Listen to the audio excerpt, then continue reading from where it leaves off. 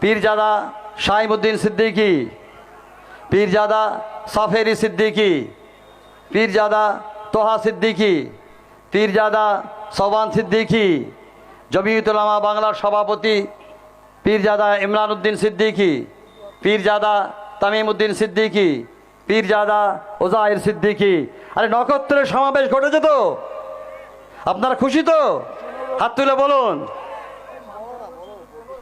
এখন আমাদের সামনে আমাদের অধ্যাপক অমিত দে, সম্মানীয়, যার কথা আমরা বলেছিলাম, এমন একজন মানুষ আপনাদের সামনে এসেছে যিনি শুধু কলকাতা বিশ্ববিদ্যালয়ে অধ্যাপনা করায় তার শেষ কাজ নয়, কলকাতা বিশ্ববিদ্যালয়ের ইতিহাস বিভাগের দায়িত্ব সামলানো তার শেষ কথা নয়।